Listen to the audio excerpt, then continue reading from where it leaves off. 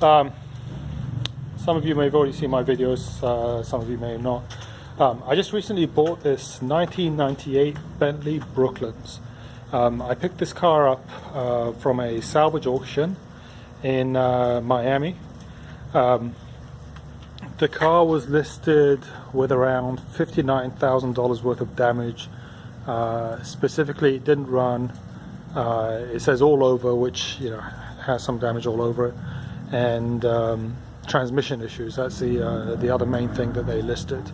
Took a kind of a gamble with it, but I figured, if I bought it for the right price, worst case scenario, I could either sell it to somebody else and maybe lose a little bit of money, or sell it for parts if I don't want to sell it to somebody else, or try to fix it. So I took a gamble. I've done that before. When it did arrive, it didn't run, but the engine did turn. It was, we tried to jump it with a battery. It was very slow to turn, but it managed to. The suspension was completely collapsed and the brakes were non-functional, which made it really hairy getting off the trailer. It was loaded onto a double-decker trailer and dropped off at my house, and when he unloaded it, the thing just took off, but luckily the driver of the truck was able to stop it without running it into a tree or anything else like that. I got the car over to my shop, and I was very lucky. I mean, we got it running. It ran okay. It didn't run. It ran like it had bad gas, right? And which probably made sense because it's been sitting for a long time. I think it arrived at the salvage auction back in November, and it sold in late January, right? So it was, we got it running, we got it loaded. When I came in over here to the shop, I filled up the suspension reservoir because it was low. One of them was low. The one closest to the left fender was running low. So we filled it up, and sure enough, we got the thing running. It got its brakes back again, and the suspension pumped up, which is great. But then it just died after a couple of minutes. And I'm trying to figure out what was going on. We tinkered around with it, and sure enough, we got it started, but then the transmission wouldn't work. So I've got a funny feeling that I know what's wrong with this car, but I'll go around it first, give you the once over, and then start the car, because once I start it, it may die, and then you'll get to see what's going on. So the car is overall, it's in pretty straight shape, except here. I don't know what happened here. It looks like somebody dragged a chain or something, across the front of the front of the hood. So that's obviously got to be repaired. The bumper on the front looks like it's missing the headlight washer nozzles, or maybe I don't know what's going on there. This is my first Bentley. I've never seen anything like it before, so I'm not sure what's going on over there, but it doesn't look right. The rest of the car is pretty straight. There's some, looks like either mold or mildew or something like that here on the side of the engine, side of the fender, by the vent. But the rest of the body is pretty straight until you get to the back. Back has damage to the rear bumper. Brakes weren't working when I got the car. I'm going to assume that it rolled back into something. So the rest of the car is okay. It needs a power antenna. It's got some scratches, as you can see. But all in all, I bought much worse cars at the salvage auction, so I'm not really too disappointed. There's a 2003 S600 Mercedes right here, and that's a much worse car. So cars with damage don't really concern me too much. It's a challenge. Inside, this door seal doesn't look very healthy, kind of it's coming apart. Door cap needs to be refinished. It looks like the clear is just coming off it, so I've got to figure out how to do that and then take it off. dash has got some damage on it, which is going to be fun. I've got to figure out how to take the dash out and then to send it to a trim shop. But the seats, kind of pretty nice shape. You know, they probably need conditioning, but they're not bad. You know, not bad indeed. You know, it's a beautiful car. It's the nicest car I own. Which is actually saying something because I have a couple of nice cars. Let's see if I can. No, I don't know how to open this deal. Maybe.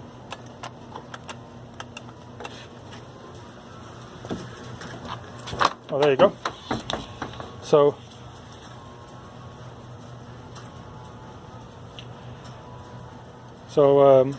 you know, the back's pretty nice as well. Headliner's in good shape, thank God. So all in all, it's not a bad car. So let me show you what's going on. So I get in this car, and the key, for a start, will turn this way, and it'll also turn the other way. And when it turns the other way, it'll actually start the car. So I suspect that the ignition switch is bad, and I suspect that the ignition switch is the root of all our evil. I don't know how you turn the interior lights on here, but I suspect that that's the problem that we're having right now. There you go. So that's the problem. The transmission stops working when you know, after a couple of minutes the car will conk out. If you turn the key all the way this way, it will try to start, which is wrong. That shouldn't happen. If you turn the key this way, it will crank twice, and then it will die. But if you hold your hand on it, it will eventually beep, and when it beeps, you can go back and crank it again, and it will start the engine. Now, when it does that, the transmission stops working. I know that this is a GM transmission. I know that on GM trucks and cars, and I've had GM cars, you know, everything on that 4L80E is driven by the same computer as the engine management computer. I'm guessing that on this car, there's a standalone controller for the transmission. It's not tied into the rest of the engine, and so the engine would run, but the transmission wouldn't work. And then this shifter, it really is just like an electronic shifter. There's no. It doesn't look like there's any connection between this shifter and the actual transmission. So you can pull this thing out of park, and the transmission wouldn't go out of park. And that's what I think is going on. I really want somebody who knows about Rolls Royces to validate what I'm saying, because I don't know anything about Rolls Royces. You know, I don't know anything about Bentleys. The only thing I know is what I've seen, and I suspect I looked online, and there's a lot of mention about this ignition switch coupling that can break, and people say that if it breaks, you know, it breaks so often that you need to buy two of them and keep one in the glove box. So they're like kind of like ignition points on these old, you know, 6.3 Mercedes that I've got up there.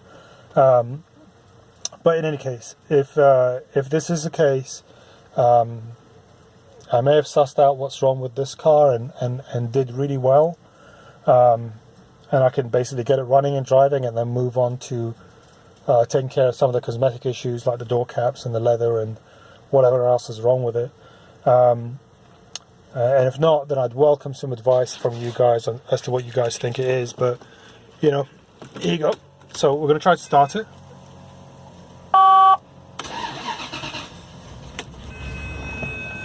So, as you can see, it's running. Yeah, it ran for a bit. I just put my foot on the gas and it stopped. It died on me. I don't know where the fuel gauge is on this thing. So where is the fuel gauge? Well, it still shows we've got some fuel. Let's try it again. Alright. I want to rev it a little bit.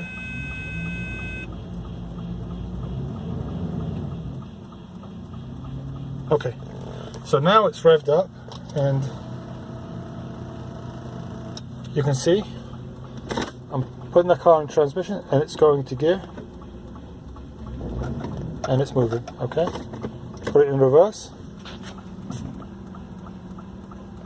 and it's moving, right, which is great. I can't back it up too much because I've got a trailer behind me. Everything seems to work. The check engine light is on. Car, you know, has got good oil pressure, but it's running a little bit rough, but I'm suspecting that's because it's got pretty old gas. It's got a check engine light on right now. I'm not sure exactly why, but I do have a scanner, a pretty decent scanner at the house, and I'll bring that with me the next time I come and try to scan the codes of it. We can walk around it a little bit, and I'll show you around the car. And I suspect that in a few minutes it's just going to die, so because it's been doing that. And when it does, I'll show you what happens. Oh, there you go. It just died, right? So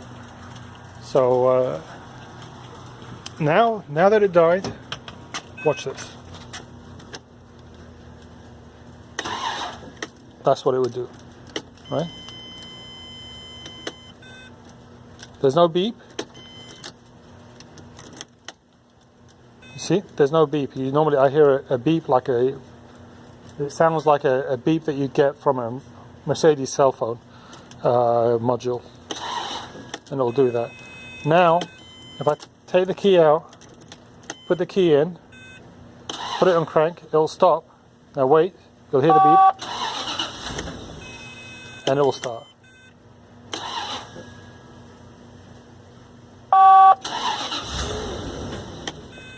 Right, and if you rev it, it will continue to run at that point. So that's what I'm seeing. I'm not sure exactly why it's doing that. As I mentioned earlier on, you turn the key the other way, it tries to do the same thing. Very weird. So you've seen it. So there you go. That's my 1998 Bentley Brooklands in all its glory, with all its problems. If you have any idea as to what's going on, I'd be very grateful if you could leave a comment. I do plan on working on this car. I'm also finishing up the 6.3 project, which is taking a little bit longer than I expected. But once we get this thing off the lift and it's running, hopefully it'll be running soon, this thing is going to come on next, and we'll try to go through it and make sure that it's safe and reliable, and then I'll start driving it. But I'm very excited about this car. I have a few other cars, and I'm not as excited about any other car more than this one. It's I'm used to Mercedes, and I'm used to the build quality that Mercedes has, and I'm just blown away as to how this thing is put together. It's put together like nothing I've ever worked on. I've worked on some pretty stout German cars, so I'm excited, and I really look forward to getting it going. Anyway, thanks very much, and again, if you have any questions, shoot me a message. If you like this, thumbs up it and subscribe to it, and I'll be providing updates on a regular basis. Thank you very much. Take care.